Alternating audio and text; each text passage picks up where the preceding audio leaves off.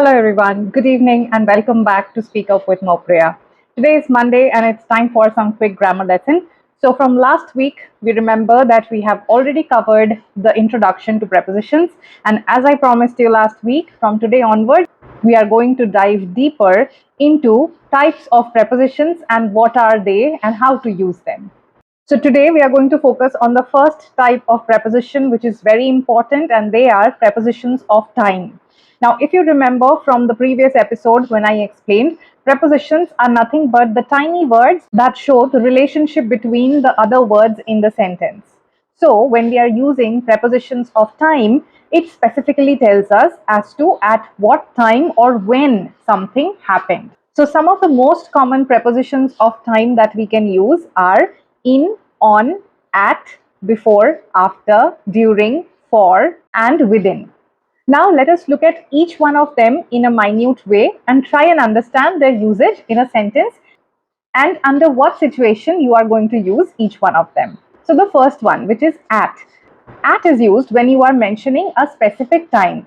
For example, you say, I'll meet you at 3 p.m.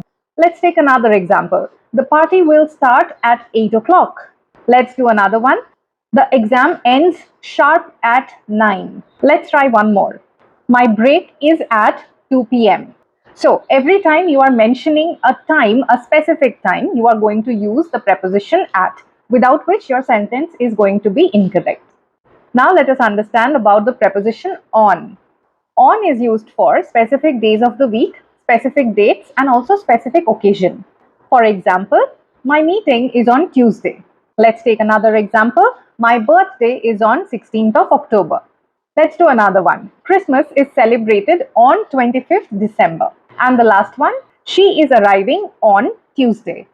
So I hope the usage of on as a preposition is clear to you, and you will remember to use them when you are mentioning specific days of the week, specific dates, and occasions. Next, let us look at the preposition in and when is it that we use it in our sentences. So every time you are talking about a month, year, any season, or any time period, then you are going to use the preposition in. For example, if you say, my exam is in December, so you mention the month and you used preposition in. Similarly, if I say, I got married in 2023. Next, I love to enjoy mangoes in summer. And let's look at a last one. I'll be back in a few minutes. So remember, every time you are referring to a month, year, season, or any specific time period, you are going to use preposition in. Moving on, let us look at the preposition before. So the preposition before is used to indicate a time period earlier than another one. For example, finish your homework before dinner.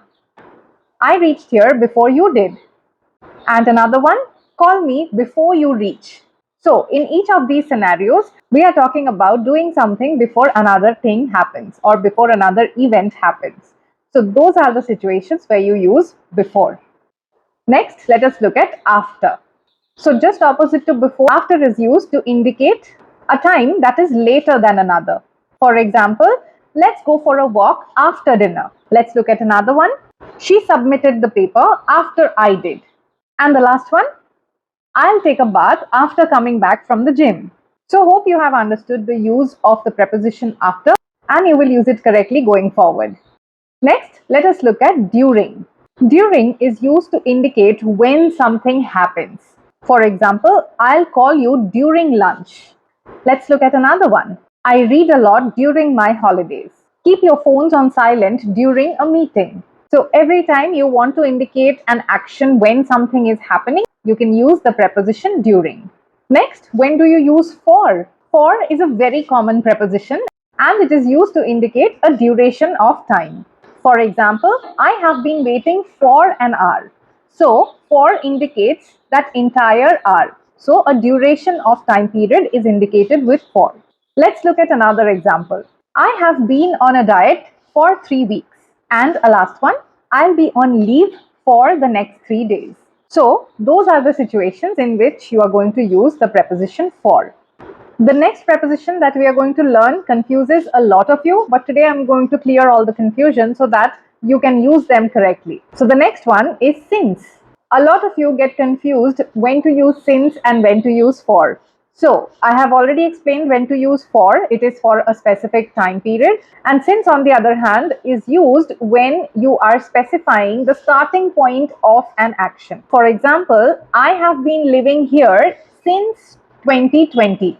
So every time you have a specific date, you have a specific year that is mentioned as the starting point, you are going to use the preposition since.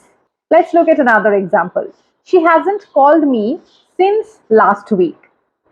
But if I say she hasn't called me for 2 weeks, see the difference? When you specify the starting point with a timeline, like a date, like a year, like a specific time, like last week, you use since.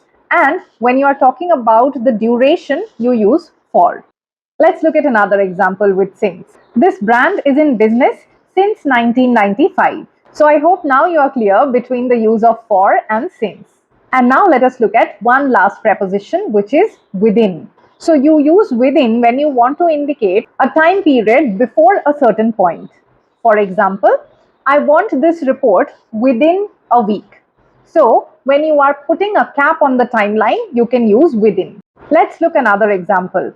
We need to sign the papers within the next 3 days. And a last one, you need to finish having dinner within 7 p.m.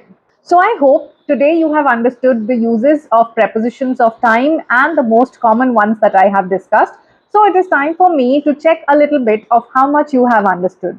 I'm going to add in a few fill in the blanks in the description box of this video. After you are done watching this video, please attempt those questions and let me know in the comment section what do you think the correct preposition is going to be for these. Next week, we are going to look at prepositions of place.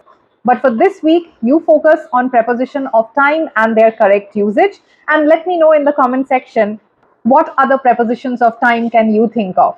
If you still haven't subscribed to the channel, this is the time to do it. Also, keep sharing the videos with your friends and your family so that they can also polish their language skills.